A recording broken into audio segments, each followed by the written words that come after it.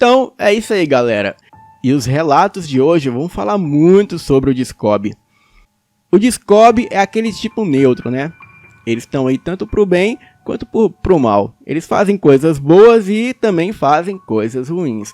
Mas a missão deles principal é impedir que as criaturas e as raças híbridas, elas dominem o mundo, né? Porque imagina um mundo onde só existam lobisomens. Os humanos seriam escravizados pelos lobisomens, certo?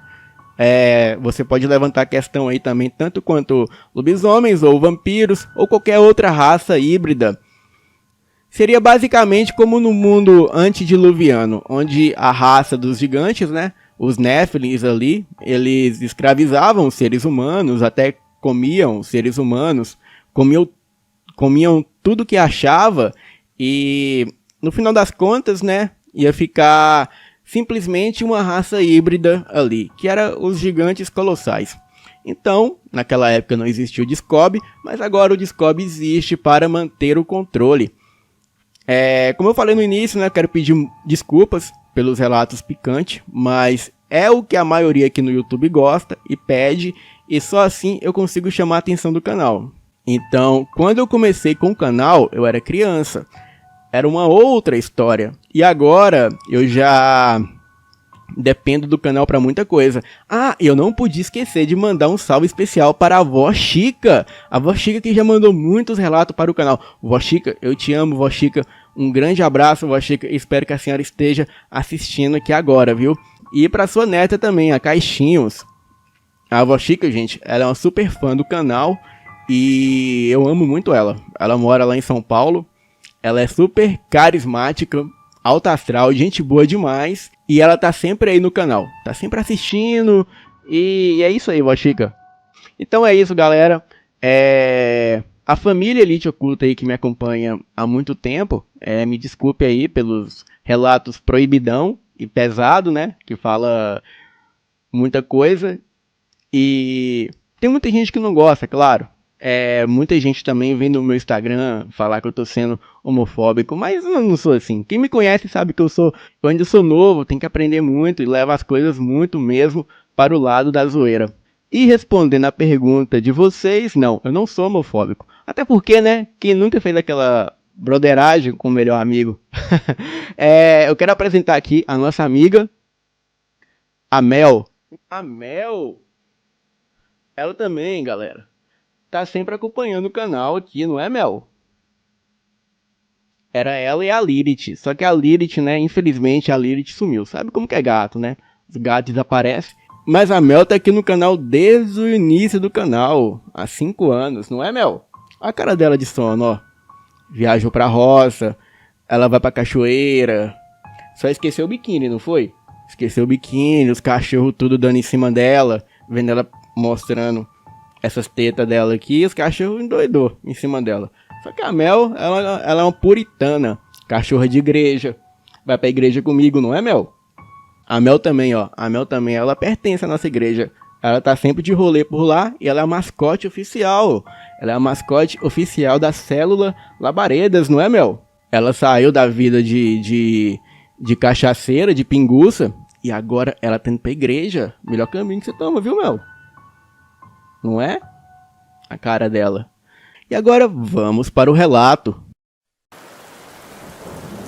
Meu nome é Luana. Sou de Corumbá, de Goiás. A história sobrenatural que vou contar aconteceu em 1974, quando eu só tinha 14 anos.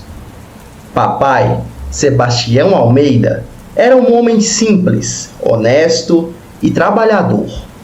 Foi contratado como caseiro na Fazenda Santa Clara, uma propriedade grande que ficava a uns 15 quilômetros da cidade. O dono era o Coronel Januário, um homem rico e respeitado na região. Nossa vida era difícil, mas a gente se virava. Morávamos numa casinha simples, perto da sede da fazenda. Éramos 6 irmãos. Eu era a terceira, mais velha. Mamãe cuidava da casa. Todo domingo íamos à missa na igrejinha da cidade. Mamãe não abria mão disso. Era também o dia que a gente aproveitava para ver as outras pessoas, conversar um pouco e saber das novidades. Naquela época não tinha televisão na nossa casa. O rádio só pegava de noite e olhe lá. Eu gostava muito de fazer doces. Aprendi com minha avó a fazer doce de leite, goiabada, marmelada e vendia na porta da igreja aos domingos. Papai cuidava da manutenção geral da fazenda. Consertava cercas, tratava do jardim, da sede, fazia pequenos reparos, essas coisas. O coronel Januário gostava muito dele. Dizia que papai era um homem de confiança. Além do meu pai, trabalhavam na fazenda uns 15 peões, que cuidavam do gado, da plantação de milho e da horta grande que abastecia a sede. A vida na fazenda seguia meu ritmo normal até o começo daquele abril de 1974. Foi quando as coisas começaram a mudar. Primeiro foram os cachorros que latiam a noite toda, inquietos. Depois, algumas galinhas apareceram mortas no galinheiro, com o pescoço quebrado. O coronel achou que era obra de alguma raposa ou gambá e mandou os peões ficarem de olho. Mas as coisas pioraram quando a novilha apareceu morta, no pasto mais afastado da sede. Estava toda rasgada, como se um animal grande tivesse atacado. O estranho é que nenhuma parte tinha sido comida. Só estava lá toda aberta com as tripas de fora. Nunca tinha visto meu pai tão assustado. Foi nessa época que o coronel Januário reuniu todos os funcionários e proibiu que saíssem das casas depois do anoitecer. Deve ter uma onça rondando a fazenda, foi o que ele disse. Ninguém sai de casa depois que o sol se põe. E assim foi feito. Quando escurecia, a gente se trancava em casa e só saía na manhã seguinte. Mas os ataques continuaram. Mais 2 vacas apareceram mortas da mesma forma. E os peões começaram a falar que ouviam uivos estranhos durante a noite. Não eram uivos de um animal que não existe por ali, e nem de cachorro. Era algo diferente, como se fosse uma mistura de uivo e grito humano. Eu mesma ouvi uma vez e me senti arrepiar pela espinha. Um dia, seu André, que cuidava da ordenha, chegou todo afobado na sede. Disse que tinha visto uma coisa grande, peluda, andando pelo curral durante a madrugada. Achou que era um bicho, mas quando tentou se aproximar, o tal bicho correu para o meio do mato em 2 pernas. As histórias sobre o tal bicho se espalharam não só pela fazenda, mas pela cidade toda.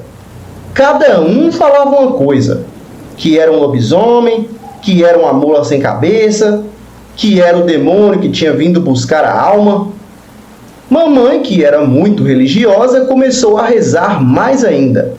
Fazia novenas, acendia velas, pedia proteção.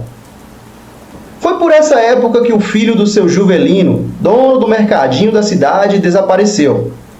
O Juvenal tinha uns 20 anos, trabalhava com o pai no mercado e era conhecido por ser um rapaz bonito, mas meio encrenqueiro. Dizia que ele tinha arrumado confusão com os garimpeiros que tinham aparecido na região. Todo mundo achou que ele tinha fugido ou que tinha sido morto por vingança e jogado no rio. Na 3ª semana, depois que o Juvenal sumiu, o coronel perdeu a paciência. E mais 3 animais tinham sido mortos, e dessa vez o bicho tinha atacado mais perto da sua sede. Foi quando o coronel chamou alguns homens de confiança, incluindo meu pai, e disse que iam fazer uma tocaia para pegar o tal bicho. Mamãe implorou para papai não ir. Teve até briga feia em casa. Ela dizia que era perigoso, que podia ser coisa do além. Mas papai era homem de palavra e se tinha prometido ajudar o coronel, ele ia ajudar. Na noite combinada, 5 homens saíram armados com espingardas. O coronel, meu pai, o camarão, que tinha esse apelido porque era vermelho que nenhum, o Marconi, que era bom de laço, e o Durval, capataz da fazenda. Levaram também 2 cachorros bons de caça. Montaram a tocaia perto do último local, onde uma das vacas havia sido atacada. Esconderam-se atrás de umas moitas e esperaram. A noite estava clara, com lua cheia. Dava para enxergar bem o campo aberto. Os cachorros ficaram quietos, como se estivessem com medo. Foi lá pela meia-noite que ouviram o tal uivo. Mamãe me contou depois que ouviu de casa e começou a rezar. O uivo foi ficando mais próximo, até que os cachorros começaram a ganir baixinho de rabo entre as pernas. Então eles viram uma coisa grande do tamanho de um homem, mas andando de 4 patas. Tinha pelos por todo o corpo e se movia rápido entre as sombras. Os homens ficaram paralisados por um momento, até que a coisa atacou uma vaca que pastava sozinha no campo. Foi tudo muito rápido. O bicho pulou sobre a vaca, que caiu no chão mugindo de dor. Foi quando o coronel deu o sinal e todos atiraram ao mesmo tempo. Os estrondos das espingardas cortaram o silêncio da noite, e o bicho caiu. E então os homens se aproximaram devagar, com as armas apontadas. O bicho estava caído, mas ainda se mexia. Quando chegaram perto, viram que não era exatamente um animal. Era algo entre homem e bicho. Tinha corpo de gente, mas coberto de pelos, com unhas compridas como garras, e o rosto. O rosto era o mais assustador. Foi o Marconi quem reconheceu primeiro. Meu Deus do céu, é o Juvenal! E era mesmo.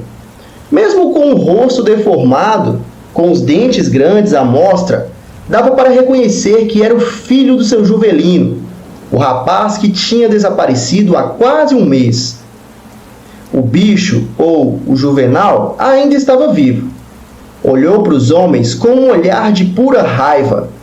Tentou se levantar, mas caiu de novo. Sangrava muito pelos buracos de bala. Foi quando ele falou com uma voz rouca, quase um rosnado. A culpa é dele. E apontou para o coronel Januário. O coronel ficou branco igual papel. Deu 2 passos para trás e o bicho tentou avançar nele. Mas meu pai e o Durval seguraram. Quando o coronel sacou um revólver que carregava na cintura e deu mais um tiro bem na cabeça do bicho. O corpo caiu inerte no chão. No dia seguinte, a história correu pela região inteira. Seu Juvelino fechou o mercado e não saiu de casa por semanas. O corpo do Juvenal foi enterrado como cristão, depois que o padre fez um ritual de exorcismo. Muita gente foi ao enterro, mais por curiosidade do que por respeito. Mas a história não acabou ali. Nas semanas seguintes, o coronel Januário ficou cada vez mais estranho. Bebia muito, quase não saía de casa. Os peões comentavam que ele passava as noites em claro, andando pela varanda da sede. Foi meu pai quem descobriu a verdade. Uma noite, o coronel o chamou na sede, já tarde da noite. Estava bêbado, com uma garrafa de cachaça pela metade na mão. Foi quando contou. Ele tinha se envolvido com uma mulher de uma fazenda vizinha. Uma mulher que dizia ser feiticeira. Quando quis terminar o caso, ela ameaçou amaldiçoá-lo e disse que a maldição ia cair sobre quem ele mais amasse. O problema é que o coronel não amava ninguém. Era viúvo, não tinha filhos. A única pessoa que ele realmente se importava era o seu afilhado Juvenal, o filho do seu Juvelino. O coronel tinha sido padrinho do batismo do rapaz e sempre o tratou como um filho que nunca teve. 2 semanas depois de contar essa história para o meu pai, o coronel Januário foi encontrado morto na varanda da sede. Dizem que deu cabo da própria vida com o mesmo revólver que usou para dar o tiro final no Juvenal. Mas algumas pessoas comentam que até hoje ele tinha marcas de garras no pescoço. Meu pai continuou trabalhando na fazenda por mais alguns anos, até que ela foi vendida para um homem da capital. Acabamos nos mudando para a cidade, onde papai arrumou um emprego numa carpintaria. Eu consegui realizar meu sonho e abrir uma pequena doceria, que existe até hoje, tocada pela minha filha mais velha. Nunca mais se ouviu falar de ataques de bicho estranho na região, mas até hoje, quando tem lua cheia, muita gente evita passar perto da antiga fazenda Santa Clara. Dizem que o lugar é assombrado até hoje. Eu mesma nunca voltei lá, nem quero voltar. Algumas lembranças a gente prefere deixar no passado. Muito obrigado por sua atenção e obrigado por contar o meu relato no seu canal.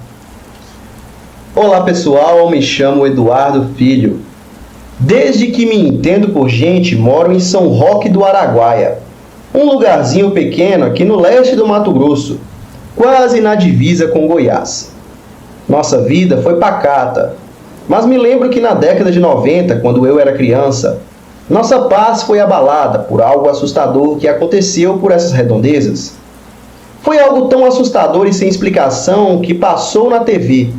Quem viu naquela época vai se lembrar conforme eu for narrando os fatos.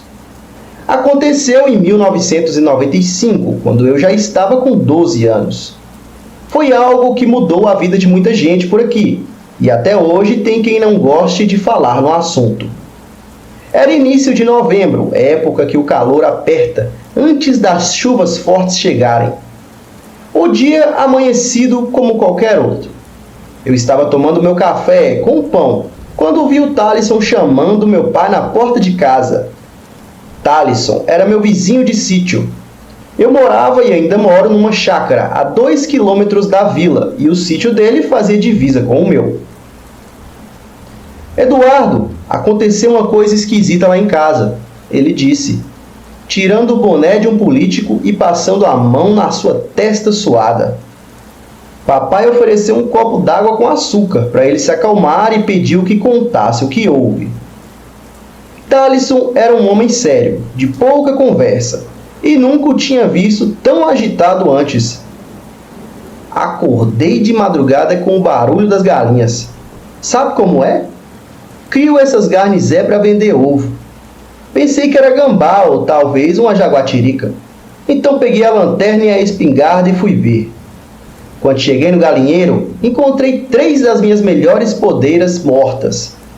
Até aí, nada de extraordinário. Predadores sempre dão prejuízo para quem cria bicho miúdo. Mas foi o que ele disse depois que me deixou intrigado. As galinhas não tinham uma gota de sangue no corpo. E cada uma tinha 2 furinhos perfeitos no pescoço, como se alguém tivesse usado algum tipo de ferramenta. E não tinha rastro de bicho nenhum ao redor? Thalisson sacudiu a cabeça de teimoso. Conheço o ataque de bicho desde que me entendo por gente, Eduardo. Isso aí não foi bicho daqui não. Deixei pra lá. Meu pai ofereceu um café e mudamos de assunto. Mas 3 dias depois foi a vez do Roberto aparecer com a mesma história. Tinha encontrado 2 ovelhas mortas no pasto, com as mesmas marcas no pescoço, sem sangue e com aquele cheiro de enxofre. O sítio do Roberto ficava do outro lado da vila, a uns bons quilômetros do Thalisson. Em menos de 2 semanas já eram 6 propriedades com relatos parecidos. Além de galinhas e ovelhas, também apareceram cabritos e até um bezerro novo morto do mesmo jeito. A vila inteira só falava nisso, e as teorias eram as mais variadas possíveis. Alguns diziam que era algum tipo de animal selvagem desconhecido. Outros juravam que era coisa de gente fazendo macumba. Os mais velhos falavam sobre o sugador de sangue, uma lenda antiga dessa região que falava de uma criatura que atacava os animais e depois as pessoas. Foi quando aconteceu o caso do menino. O Guilherme, filho do Camilo, tinha seus 9 ou 10 anos na época. Era um molequinho esperto, desses que vive correndo pelo mato e conhece cada canto da região. Numa tarde, ele estava voltando da casa do primo dele, que morava numa chácara afastada. O caminho passava perto do sítio do seu Mindinho. Segundo Guilherme contou, já estava quase anoitecendo, quando ele viu alguma coisa se mexendo no meio do pasto do seu Mindinho. Pensou que fosse uma capivara, que tem bastante por aqui, e se aproximou curioso. E foi aí que ele viu. Era uma coisa cinzenta, mais ou menos do tamanho de um cachorro grande, agachado, perto de uma vaca caída. Quando percebeu a presença do menino, a tal criatura se virou. Guilherme disse que ele tinha os olhos vermelhos que brilhavam mesmo com a luz do dia e o corpo coberto por uma pele acinzentada, meio escamosa. Quando o bicho começou a se aproximar, Guilherme correu. Disse que olhou para trás uma vez e viu a criatura pulando a cerca como se fosse um macaco, mas se movendo de um jeito que nenhum animal que ele conhecia se moveria. O menino chegou em casa em prantos e o pai dele veio direto me contar. Naquele mesmo dia, fomos até o pasto do seu Mindinho e encontramos a vaca morta, com as mesmas marcas no pescoço, sem sangue e com o tal do cheiro de enxofre. Foi aí que a coisa ficou séria. Reunimos todos os homens da vila e começamos a fazer rondas noturnas, armados com espingardas, facões e lanternas, por 2 semanas, mas nada aconteceu. Era como se o que quer que estivesse atacando os animais estivesse desaparecido. E então, numa dessas noites, estava eu assistindo televisão. Tínhamos acabado de ganhar energia elétrica lá na vila e a TV ainda era novidade por aqui. Quando passou uma reportagem no programa do Gugu Liberato, lá no SBT. Falava sobre ataques estranhos a animais em várias partes do país, principalmente no Nordeste. Descreviam exatamente o mesmo padrão. Animais sem sangue com furos precisos, sem rastros de predadores e com cheiro de enxofre. E o mais impressionante, pessoas relatavam ter visto uma criatura cinzenta com olhos vermelhos que se movia de forma estranha. Chamavam a criatura de chupa-cabra, porque os primeiros ataques tinham sido em cabritos. A reportagem mostrava entrevista com pessoas de Sobral, no Ceará, e também de uma cidadezinha no interior de Pernambuco, todas com histórias muito parecidas com a nossa. Eu fiquei gelado. Então, nós não éramos os únicos? A coisa estava acontecendo em outros lugares do país também. No dia seguinte, contei para todo mundo que passava pelo armazém sobre a reportagem. Alguns já tinham visto também, outros ficaram sabendo por mim.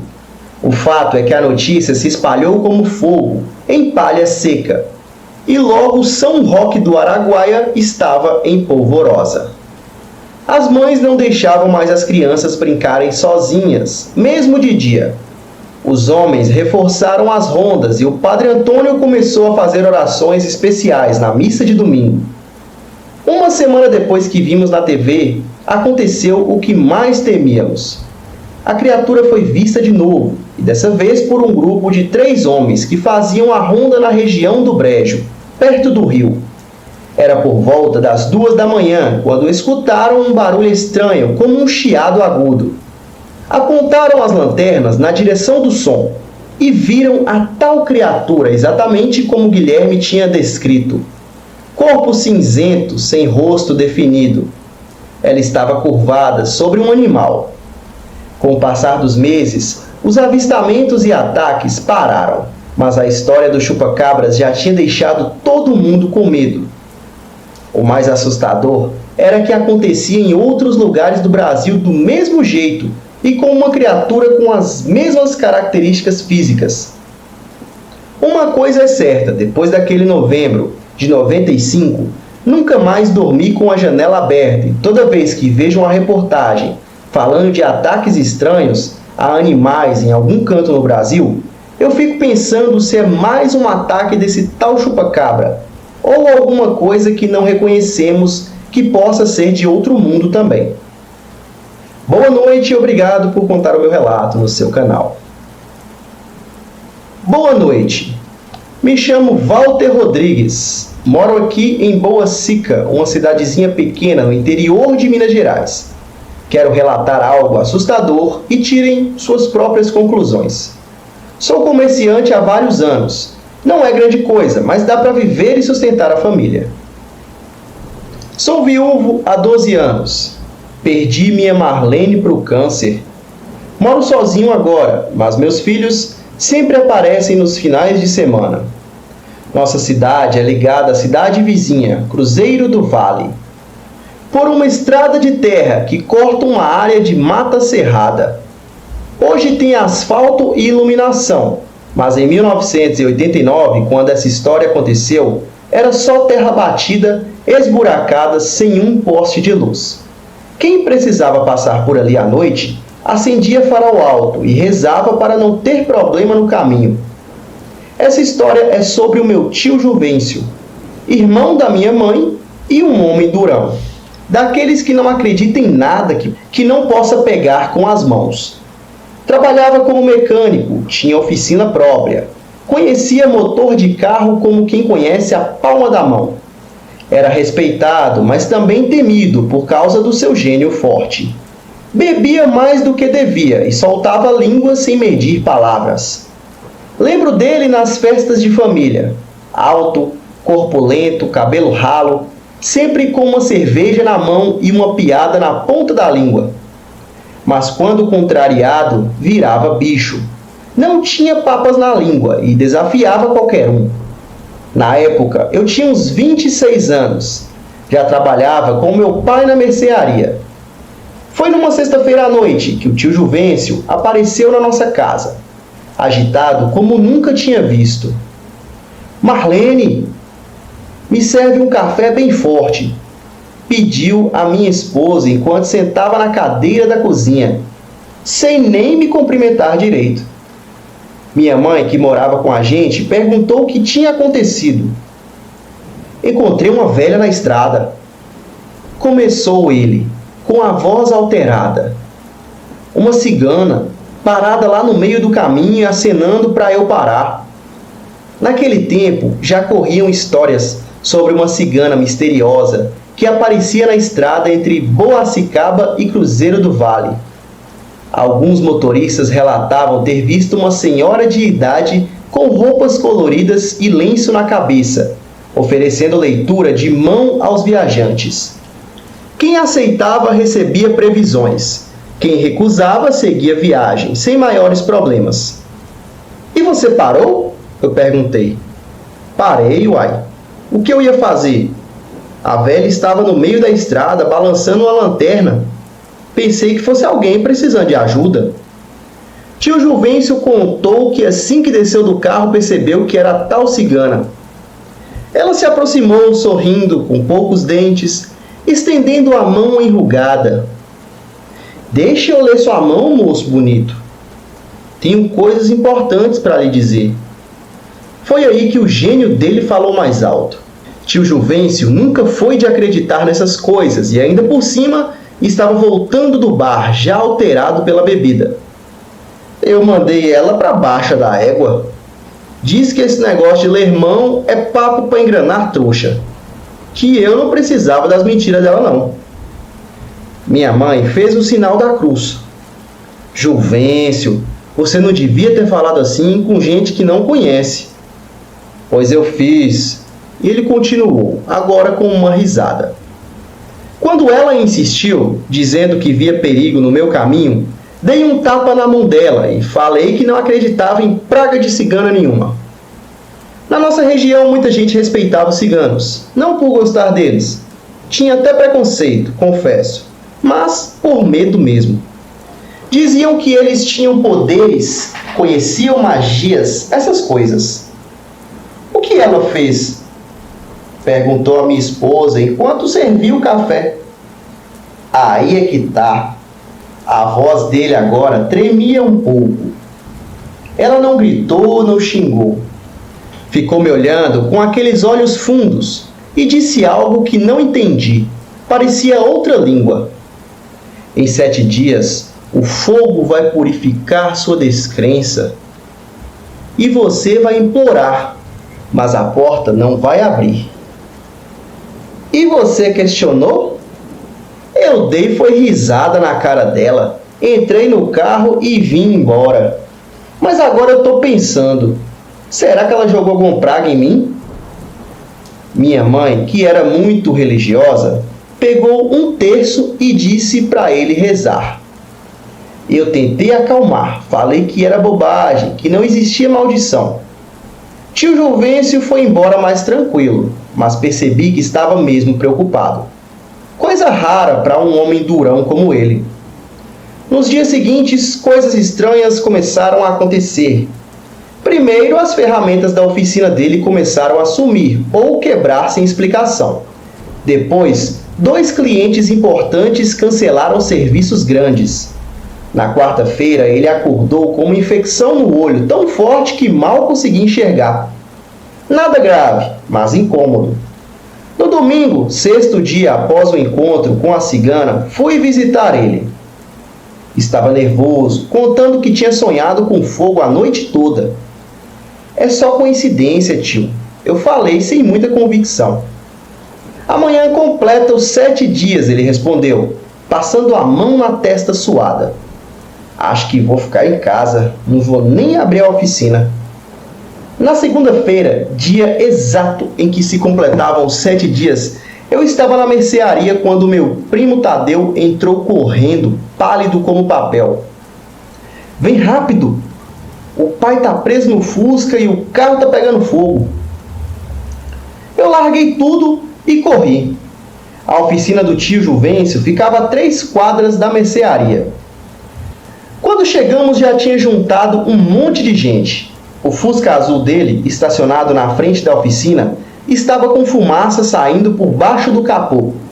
E o pior, dava para ver ele lá dentro, batendo no vidro desesperado. A porta emperrou e ele não consegue abrir. Alguém gritou. Meu primo tentava quebrar o vidro com uma marreta, batia com toda força, mas nada. O vidro nem trincava. Outros homens se juntaram, tentando arrombar a porta, mas era como se o carro tivesse soldado por dentro. Isso não é normal, não, gritou seu antenor, o ferreiro. Enquanto isso, o fogo aumentava. Começou no motor, mas logo tomou conta do carro todo. Vi o desespero nos olhos do meu tio através do vidro, que continuava intacto, apesar das fortes pancadas de marreta. As pessoas jogavam água, mas o fogo parecia alimentado por algo além da gasolina. Depois do que pareceu uma eternidade, mas não deve ter sido nem mais do que 10 minutos, o vidro finalmente quebrou. Tiramos o tio Juvencio já desacordado, com queimaduras graves, tanto nos braços quanto no rosto. A ambulância levou quase meia hora para chegar, tempo em que fizemos o possível para amenizar a situação. O estranho é que, depois que tiramos ele, o fogo apagou sozinho e de repente, como se alguém tivesse soprado uma vela. O Fusca ficou lá chamuscado, com os vidros intactos, exceto o que quebramos para o resgate. Os bombeiros, quando chegaram, não entenderam como o fogo tinha começado ou como tinha se apagado tão repentinamente. Tio Juvencio ficou internado por mais de 2 meses. As queimaduras eram graves, mas ele sobreviveu. Quando começou a melhorar, contou algo que gelou a nossa espinha. Disse que via a cigana no quarto do hospital todas as noites. Ela ficava ali, parada no canto, apontava para um lugar vazio. Não falava nada, só me olhava com aqueles olhos fundos. Os médicos disseram que era efeito dos remédios fortes, alucinação por causa da dor, mas ele jurava que era real. Só uma vez ela falou comigo. Ele contou num domingo quando fomos visitá-lo. Disse que aquele foi o castigo por eu ter duvidado dela e que da próxima vez seria pior. Quando teve alta, tio Juvencio estava mudado. As cicatrizes das queimaduras marcavam o lado direito do rosto e os 2 braços, mas a mudança maior era por dentro. Não bebia mais, não desafiava ninguém. Todo domingo ia à igreja, ele que nunca tinha sido de frequentar. A oficina continuou funcionando, mas ele não era mais o mesmo mecânico confiante. Tremia quando tinha que mexer perto do tanque de combustível de algum carro. E sempre que precisava pegar a estrada para Cruzeiro do Vale, chamava alguém para ir junto. A história correu à região. Todos comentavam sobre a maldição da cigana. Alguns diziam que tinham visto ela na estrada depois do acontecido, ainda oferecendo leitura de mãos aos viajantes. Outros juravam que a cigana tinha desaparecido depois de cumprir sua vingança. Tio Juvencio nunca mais falou sobre o assunto em público. Ele viveu mais 20 anos depois do acidente, sempre quieto, sempre respeitou tudo o que não entendia, e morreu dormindo em paz. No velório, uma senhora desconhecida apareceu, deixou uma flor vermelha sobre o caixão e saiu sem falar nada com ninguém. Dizem que usava um lenço colorido na cabeça. A estrada entre Boacicaba e Cruzeiro do Vale tem asfalto agora e iluminação em todo o percurso. Aquela cigana nunca mais foi vista. Eu acho que ela deve ter até falecido há muito tempo, pois esse fato aconteceu há muitos anos atrás. Bom, este foi o meu relato e obrigado por contar no seu canal.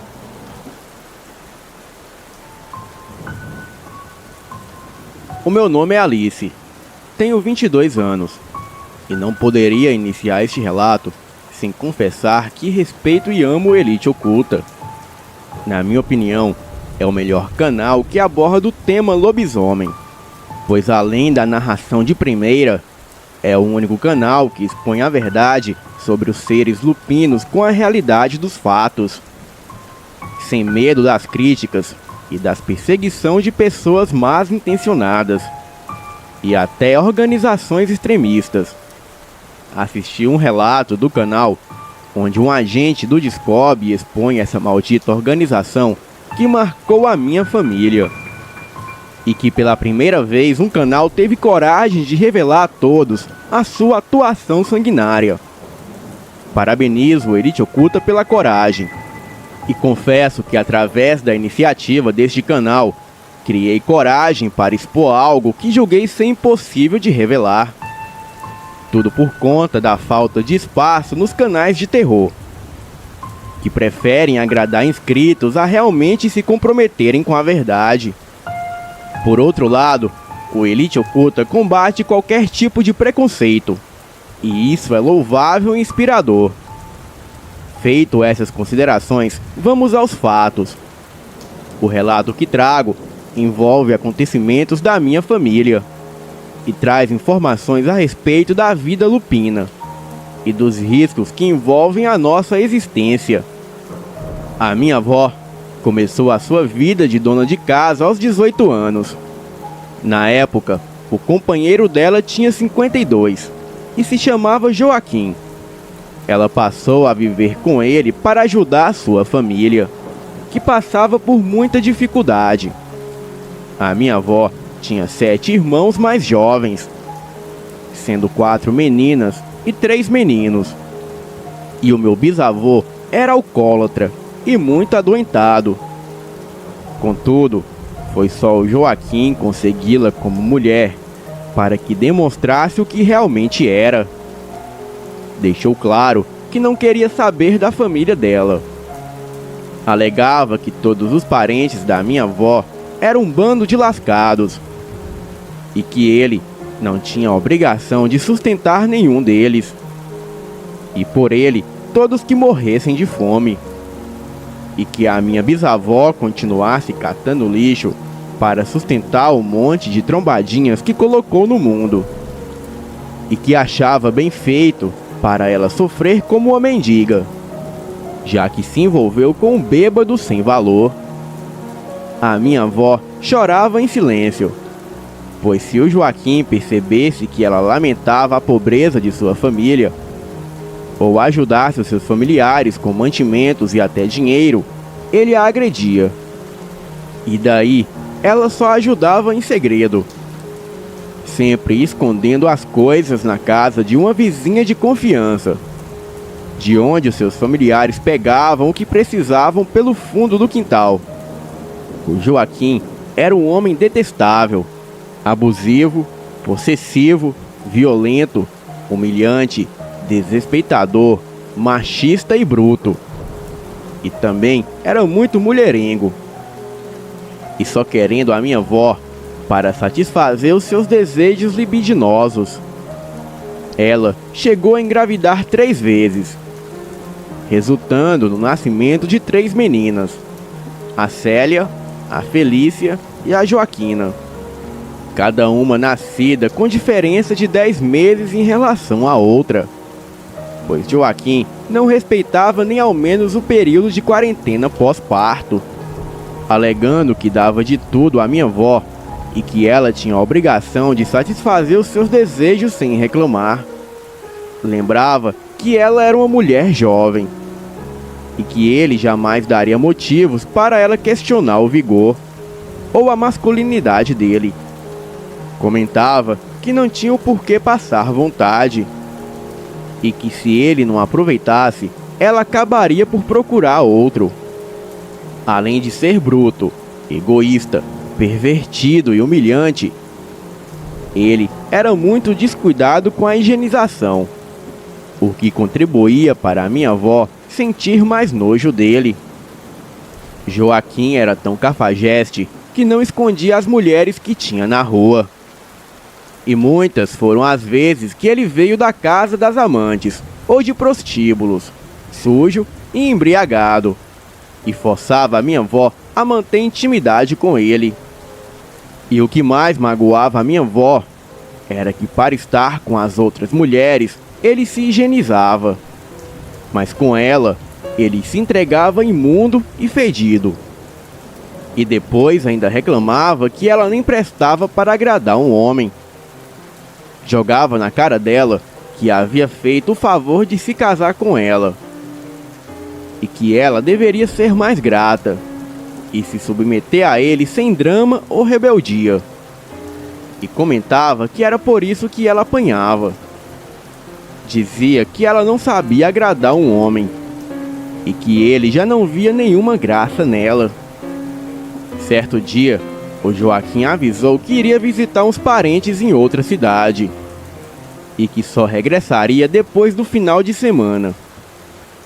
Alegou que a minha bisavó poderia ficar com a minha avó na casa dele, mas que não queria saber dela pegando nenhuma mercadoria do comércio dele, e que ao regressar, ele iria ver se faltava alguma coisa, ou se as contas não batiam. E se por um acaso aquilo acontecesse, a minha avó iria sofrer as consequências. Avisou também que se encontrasse alguma de suas filhas com um único arranhão, a cara da minha avó iria pagar por sua irresponsabilidade, pois ele não admitia que as suas filhas fossem maltratadas. Lembrou que o dever da minha avó era cuidar das filhas dele, e que não queria que nenhum dos irmãos dela sequer tocasse em suas filhas, pois poderiam transmitir alguma doença. Joaquim viajava com a amante e o filho de ambos, quando sofreu um acidente automobilístico na estrada. A criança faleceu ao ser lançada para fora do carro. E tão logo, o carro caiu num barranco, devido à violência da colisão com outro veículo. A amante quebrou o pescoço e teve morte instantânea. Já o Joaquim morreu carbonizado. Segundo testemunhas, Ele gritava de dor e desespero, preso nas ferragens do carro, enquanto as chamas o consumia, sem que ninguém pudesse fazer qualquer coisa. A dor foi tanta que ele até defecou e ficou irreconhecível. O pior foi que a família dele culpava a minha avó, alegando que se ela fosse uma boa mulher, ele não precisaria de amantes e não teria morrido daquele jeito. Algumas irmãs do Joaquim tentaram até impedir que a minha avó recebesse a herança que tinha por direito, e chegaram a ameaçar entrar na justiça para tomar a guarda das minhas tias. Contudo, nada puderam fazer. Além do comércio, a minha avó recebeu uma pensão, pois Joaquim trabalhava como fiscal de trilhos numa grande empresa de mineração. A mãe do Joaquim, que tinha 80 anos, ficou inconformada, e toda a família dele passou a odiar a minha avó e a acusava de ser interesseira. E conseguiram até entrar em contato com a ex-mulher do Joaquim. E como a Silvana tinha um filho com ele, tentaram colocá-la contra a minha avó. Entretanto, ela alegou que o Joaquim nunca reconheceu o filho que tiveram. E as irmãs e mãe dele foram as primeiras a dizer que o menino não era filho dele, e que muito infernizaram a vida dela. Daí ela não faria o jogo delas, e que a minha avó merecia sim ter tudo que um dia foi do Joaquim, até mesmo pelo fato de ter sofrido o pão que o diabo amassou ao lado dele, porque ele era um demônio encarnado. E por respeito à consideração que a Silvana demonstrou, a minha avó a convidou para ajudá-la a tocar o comércio, e fazia questão de auxiliar o Humberto, o filho do Joaquim. Não se recordava. Preocupada, ela indagou qual era o seu nome, ao qual ele não soube dizer. Ela percebeu que ele não estava embriagado e comentou que o ajudaria, porém avisou para que não tentasse fazer nenhum mal, pois ela sabia atirar. A minha avó o ajudou a se limpar e ofereceu algumas roupas que foram do Joaquim para ele. E mal ela começou a tratar o ferimento dele, e já ouviu vozes de agitação no quintal. Surpresa, ela pediu que ele não saísse dali e abriu a porta. E para o seu espanto, eram dois homens vestidos de preto, com lanternas e armas em punho. A minha avó, segurando a sua arma, não se intimidou e perguntou o que eles queriam no quintal dela, ao que avisaram que estavam apenas fazendo uma vistoria. Perguntaram se a minha avó havia visto ou ouvido algo, ao que ela comentou que apenas se espantou com o barulho e as luzes deles. Eles indagaram se ela morava com mais alguém, ao que ela respondeu que tinha 3 filhas e era viúva. Nisso, eles se desculparam e foram embora. A minha avó sabia que aqueles homens eram uma espécie de caçadores de lobisomens, mas desconfiava que houvesse uma intenção por trás de toda a fachada de caça do bicho. E se na verdade a historinha de caçar lobisomem era uma desculpa para eliminar pessoas, a minha avó voltou para casa, onde encontrou o rapaz ferido, sentado e observando tudo à sua volta. Ela pensou que ele poderia estar encrencado com algo e até mesmo correndo risco de vida. Percebeu que ele parecia atordoado e que, desmemoriado, era uma presa fácil para qualquer inimigo ou cilada. Por alguns momentos, ela se perguntou o que tinha a ver com aquele homem, mas pensou melhor e chegou à conclusão que era melhor ajudar. E pelo fato dele ser um completo desconhecido, ela tratou de colocá-lo num quarto de hóspede e, por segurança, passou a chave. decidindo até dormir no quarto das filhas. E com a porta trancada e a arma do lado. Ela se perguntava o motivo de se importar com aquele homem. E chegou a levantar várias hipóteses, mas decidiu esperar o amanhecer. E por volta de 8 da manhã, ela ofereceu comida para ele. E reparou que o ferimento na cabeça dele lembrava um tiro de raspão. E naquele momento ela imaginou: e se ele fosse realmente um lobisomem? Mas depois começou a sorrir consigo mesma, chegando à conclusão que a loucura do povo pegava. E se colocando no lugar do homem, ela decidiu que não custava nada cuidar dele. Pelo menos até que ele se recordasse de algo. Chegou a questionar se ele não estava mentindo quanto à perca da memória, mas decidiu confiar em Deus e pedir que ele a ajudasse. Tomada de coragem, a minha avó foi até o homem e contou que ele precisava de ajuda. E como ele não se lembrava nem mesmo do próprio nome, ela disse que a partir daquele dia ele se chamaria Adonis e era primo dela.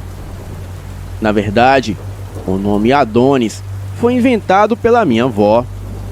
Foi uma homenagem ao famoso personagem da mitologia grega, conhecido pela sua beleza. A minha avó pensou que só poderia estar ficando louca, mas algo naquele homem despertava nela a vontade de ajudar. Era como se sentisse que ele não era uma má pessoa e que não era capaz de inventar ou tramar que perdeu a memória. Contudo, assim que a minha bisavó chegou à casa dela, ela deixou as filhas aos cuidados da mãe e decidiu levar o Adonis ao hospital. A minha bisavó julgou um absurdo ela acolher um completo desconhecido em sua casa, mesmo tendo 3 meninas indefesas que ainda nem sabiam falar. A minha avó alegou que se ela imaginasse que era assim, que então a minha bisavó a ajudasse com as meninas, mas que ela sentia que precisava fazer ao menos aquela caridade por Deus que muito fez por ela. No hospital, Adonis foi examinado e submetido a uma radiografia onde não deu nada sério. Contudo, depois de ser avaliado por um especialista, ele foi diagnosticado com um quadro de amnésia. Mas foi explicado que poderia ser algo passageiro. 2 meses se passaram e Adonis continuava na mesma. Entretanto, o que mudou foi que ele e a minha avó se apaixonaram e decidiram viver o que sentiam. Ela ficou completamente encantada pela maneira dele de amar e pelo fato dele ser muito limpinho, cheiroso e fascinante. E tudo bem que o tamanho dele chegava ao dobro do que era o do Joaquim, mas ele sabia dar prazer a uma mulher e fazê-la sentir-se amada. Era um homem trabalhador, honesto e calmo.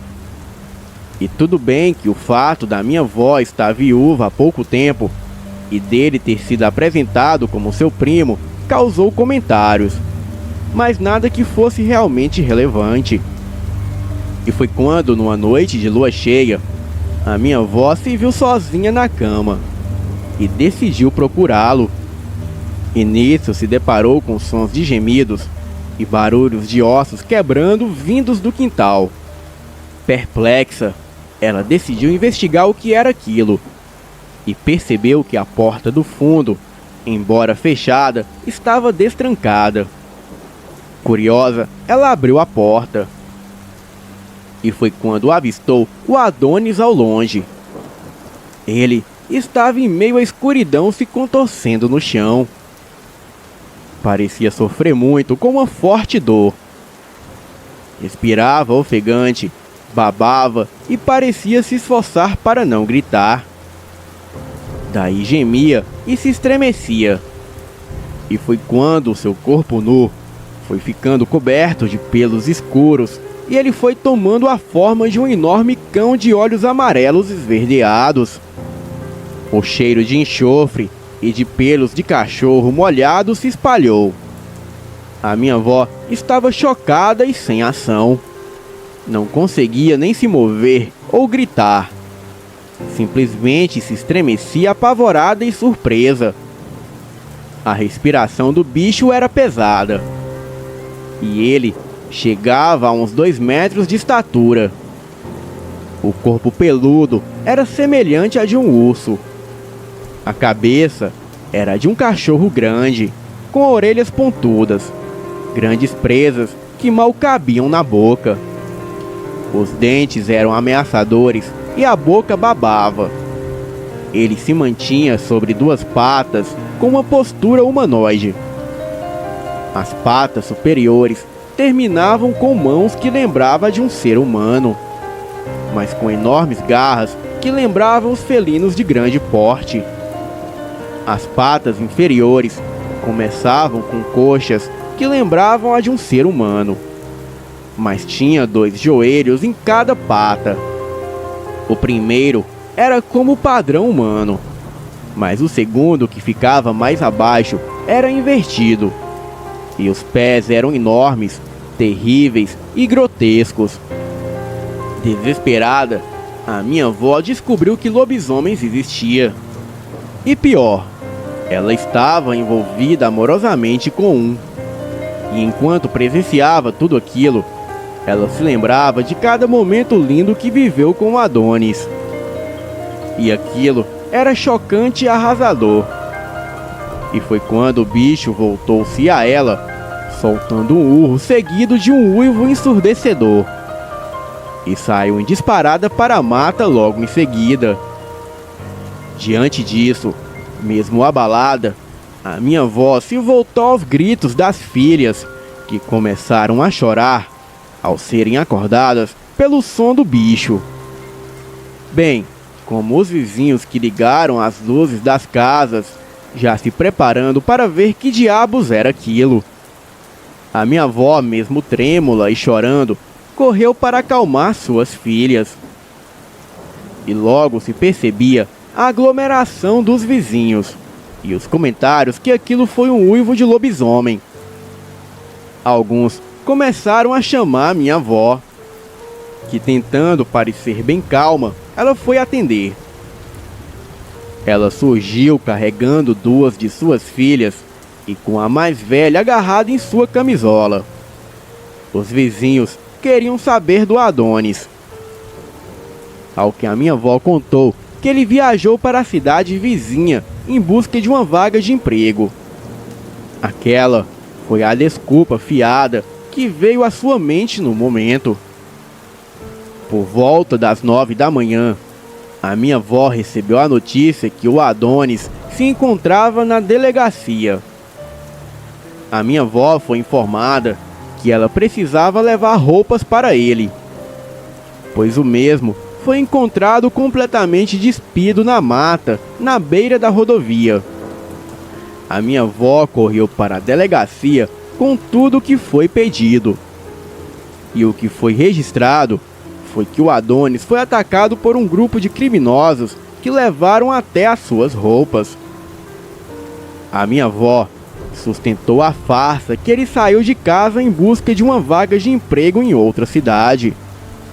E ele, por sua vez, repetia que não conhecia o grupo que o atacou e roubou. O certo foi que a notícia do Adonis ter sido assaltado enquanto saía em busca de emprego em outra cidade se espalhou, evitando especulações. Ainda na delegacia, a minha avó foi informada que era melhor o Adonis procurar um cartório para obter a segunda via dos seus documentos, pelo menos os principais. E a minha avó alegou que tudo seria providenciado o quanto antes. E por ser uma delegacia de uma cidadezinha pacata, o Adonis saiu com a minha avó sem qualquer problema. Ele a fitava em silêncio, até mesmo porque, mesmo na forma de lobisomem, ele tinha consciência de tudo o que aconteceu. E foi quando ela o abraçou e contou que o amava, independente do que ele fosse ou se transformasse. Ao chegar em casa, ele tomou um banho, escovou os dentes e foi dormir. A minha avó alegou que ele precisava descansar. Ela continuava nervosa e muito sem jeito, mas ela precisava parecer calma, até mesmo para afastar os curiosos e entender todos aqueles acontecimentos. E foi quando ela colocava as filhas para dormir e o Adonis chegou cabisbaixo. Ela pediu para ele esquentar o almoço e se servir, pois só estava faltando uma das meninas para dormir. E quando chegou à cozinha, a minha avó encontrou o Adonis chorando em silêncio, e sem ao menos ter tocado a comida. Ela se aproximou carinhosa e disse para ele não se preocupar, pois ela estava com ele para o que desse e viesse. E nisso ele, muito triste, contou que sabia daquilo. E a abraçando, revelou que ao despertar, recordou-se de tudo. Contou que o seu verdadeiro nome era Rodolfo Altamira e que era o único sobrevivente de sua família. Contou que pertencia a uma família de lobisomens de sina e que era meio sangue por parte de pai, e explicou também um monte de coisas, inclusive que foi casado e pai de uma garotinha, e que viu seus pais, irmãos e sua filha e esposa serem mortos pelo grupo de homens vestidos de preto que agora o perseguia. Explicou que esses homens apareceram do nada no sítio onde ele e todos os seus parentes viviam. Mataram a todos, recolhendo todos os corpos e queimando tudo o que tinham, inclusive os animais que criavam, já que não conseguiram fugir das chamas. Ele contou que a maioria das pessoas conseguiram enxergar, tanto nos automóveis quanto nas roupas daqueles homens, que havia a sigla DSCOB. Revelou que não sabia para quem eles trabalhavam, mas que muitas matilhas foram dizimadas por eles. Muito triste, ele contou que precisava continuar fugindo, pois ele deu cabo de 12 agentes do tal DSCOB e que se tornou um alvo de extermínio. E nisso, a minha avó começou a chorar. Mas o Rodolfo explicou que se continuasse com ela, a colocaria em risco tanto ela quanto as suas filhas e toda a sua família. Confessou que, se pudesse, queria continuar sendo o Adonis que ela tanto amava, mas que ele conhecia a força de seus perseguidores e não queria ver mais mortes de inocentes. O certo foi que no final da tarde daquele dia fatídico, a minha avó se despediu do Rodolfo, que muito emocionado a agradeceu por tudo que ela fez por ele. E com apenas meia hora que ele se foi, um automóvel parou na porta da casa da minha avó, de onde saiu 4 homens armados, vestidos de preto. Estes cercaram a casa chamando pelo Adonis. A minha avó foi atendê-los, e mesmo nervosa, ela contou que o Adonis saiu em busca de emprego. E nisso, eles alegaram que na verdade o tal Adonis se chamava Rodolfo Altamira. A minha avó fingiu ficar surpresa. E diante disso, um dos homens alegou que era melhor a nossa família colaborar. Disse que o Rodolfo era uma ameaça a qualquer pessoa. E pediu para a minha avó imaginar como ele representava uma ameaça à sua família. Aqueles cretinos invadiram a casa da minha avó, reviraram tudo e vasculharam a área ao redor. Mas, como bem explicado pela minha avó, o Adonis não estava. Um dos agentes pegou a Joaquina, que chorava assustada, e chegou a pôr a arma na cabeça dela, mandando a minha avó calar a boca da menina. Outros agentes o repreendeu, dizendo que não tinham nada contra a nossa avó, e apenas queria o paradeiro do tal Adonis. E a minha avó repetiu não saber de nada. E quando eles se foram, ela ficou arrasada por ter perdido seu grande amor. E percebeu que o Adonis tinha razão em fugir. Os vizinhos não entendiam o que foi aquilo. E a polícia, quando chegou, alegou que era melhor a minha avó se manter afastada do Adonis, pois aqueles pistoleiros não estavam para brincadeira.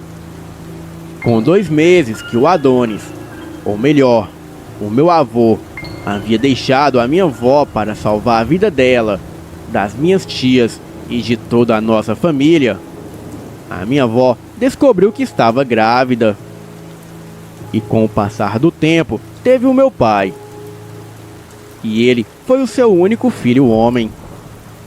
E para protegê-lo, a minha avó se mudou para o Maranhão, onde o meu pai e toda a família puderam ter uma vida tranquila. Isso até os 16 anos, quando ele viveu a sua primeira transformação. Contudo, o destino quis dar uma oportunidade para o pai e o filho se conhecerem, pois o meu avô foi encontrado pela minha avó vivendo com um mendigo nas ruas de São Luís.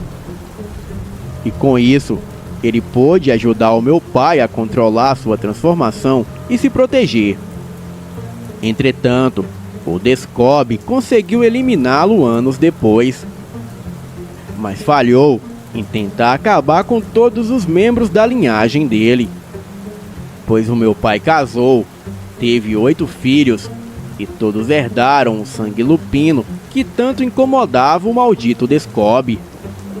Não conhecemos os nossos avós, e para proteger o resto da família, o meu pai cortou o laço com todos. Pretendo assim enviar novos relatos a respeito da minha família. Até mesmo porque não só temos o Descobre como inimigos. Temos experiência de confronto com canes do inferno, um inimigo mais urgente que está acabando com os lobisomens de Sina, e como uma doença que precisa ser controlada. Mas isso eu deixarei para o próximo relato. Boa noite.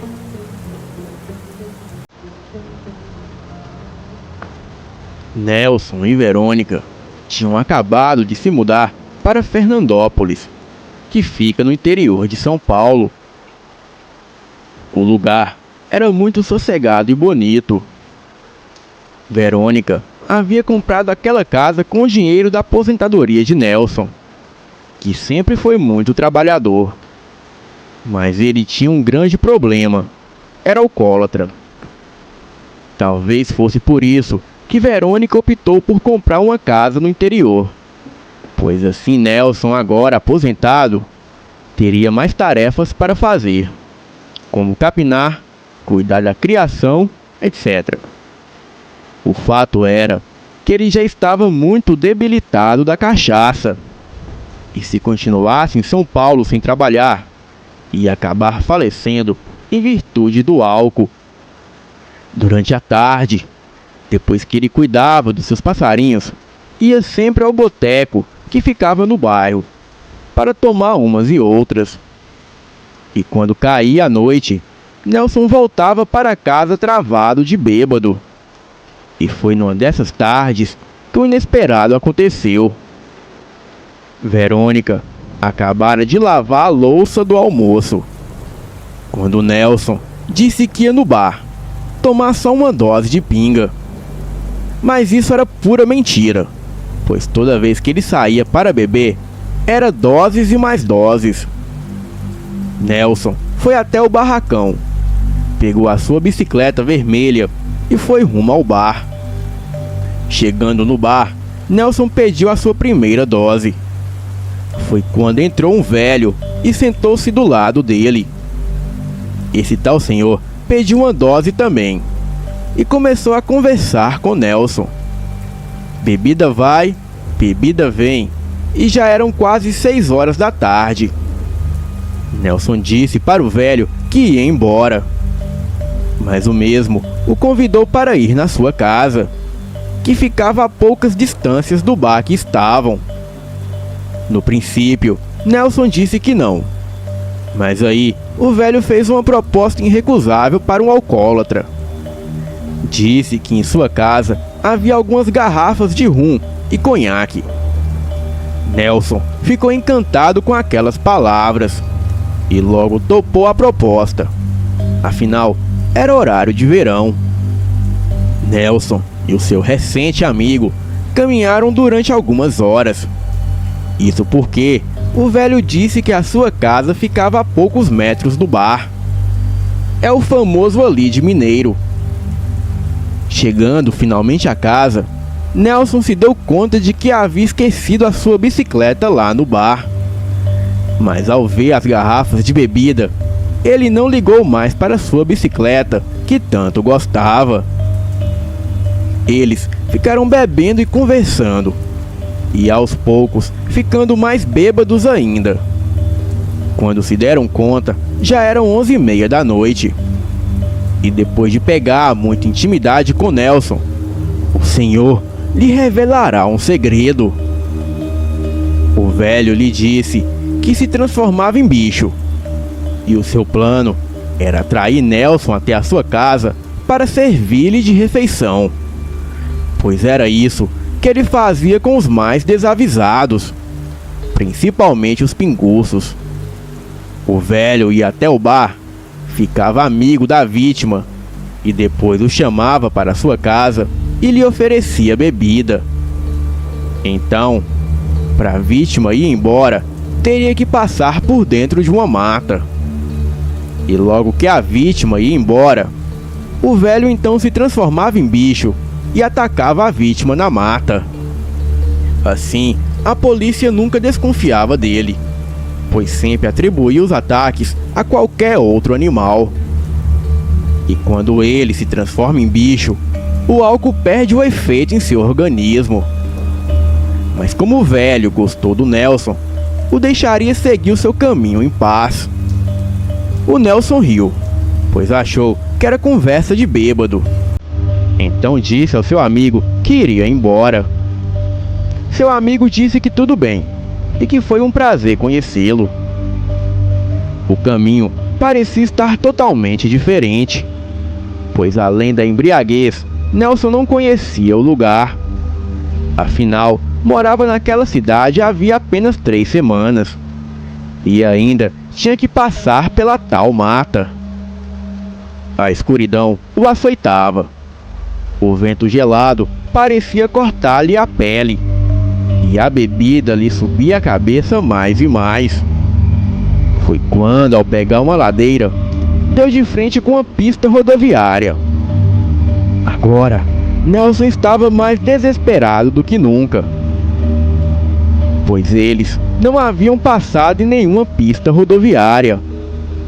As enormes carretas passavam, e só com o vento de sua velocidade derrubavam o pobre Nelson no chão.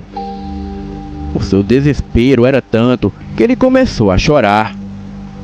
E foi quando o macabro aconteceu. Já quase desistindo de que ia chegar em casa naquela noite, Nelson saiu da rodovia e entrou em uma clareira. Ajeitou-se em uma moita e tentou dormir. Mas ao firmar a vista em direção ao matagal, viu algo enorme rastejando e se movendo em seu meio.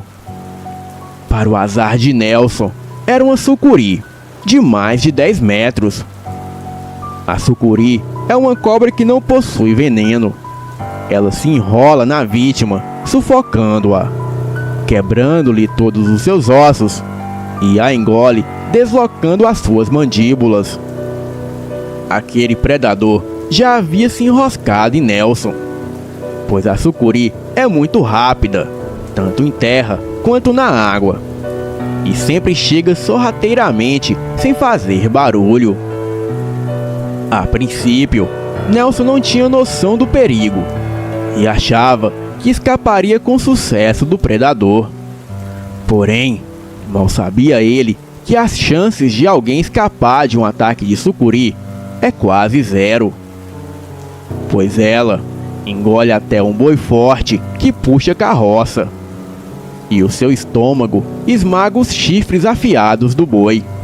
Imagina Nelson, fraco e bêbado. E quanto mais Nelson tentava escapar do enorme predador, mais aquilo o apertava.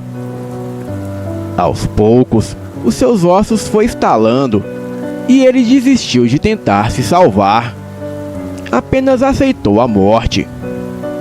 Enquanto estava caído, os seus olhos pairavam em meio à escuridão. Mas foi neste momento que Nelson viu a silhueta de alguém se aproximando de dentro da mata. Era o seu amigo. Sim, o velho que dizia virar bicho. Nelson não tinha forças para pedir-lhe ajuda, mas ainda pôde ver o velho ficando de quatro e andando feito um cachorro na direção dele.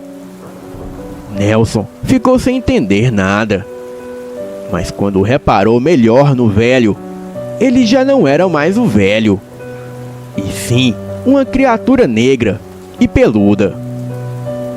Aquele ser parecia um enorme cão do inferno, pois os seus olhos eram um vermelho demoníaco de puro ódio. Tinha longas e afiadas presas, e das suas mãos saíam enormes garras. A coisa correu em direção aonde estava o Nelson, que por sinal estava quase desfalecendo. A criatura corria como um quadrúpede, porém com a parte de trás mais alta que a parte da frente. A fera investiu contra a sucuri, e a mesma ficava sem reação, pois não podia largar sua presa. Mas com aqueles dentes enormes, a fera abocanhou a cabeça da sucuri, e a mesma foi obrigada a soltar o Nelson para lutar por sua vida. A sucuri estava em desvantagem, mas por ser maior e mais forte, conseguiu se enroscar aos poucos na fera. A fera, muito forte, conseguiu se levantar com uma enorme cobra de mais de 10 metros enroscada no seu corpo. Mas a criatura tombava nas enormes árvores com a cobra em seu corpo. Os tombos eram tão violentos que derrubavam as árvores. A cobra apertava a fera com toda a sua força, a ponto de Nelson escutar várias costelas da criatura se quebrando. Mas mesmo assim, a criatura se batia nas árvores, machucando a cobra com impacto. Então, bem exausta, a sucuri deu uma brecha que foi suficiente para a fera escapar do seu meio. E foi aí que aconteceu algo inevitável. A fera caiu no chão assim que a sucuri a soltou. Nelson, também ferido, apenas observava toda a cena.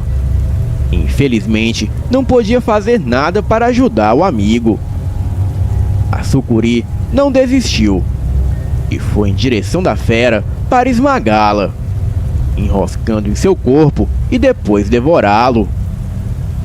A única coisa que Nelson pôde fazer foi gritar pelo amigo, que parece que funcionou, pois a fera se levantou rapidamente, deu um urro estrondoso, pegou a sucuri pelo rabo e a girou com muita força.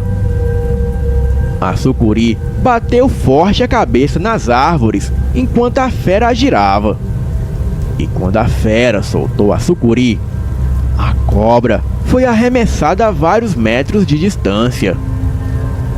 O lobisomem se pôs de pé, levantou a cabeça e deu um urro tão alto que as pessoas que moravam a quilômetros dali disseram terem ouvido.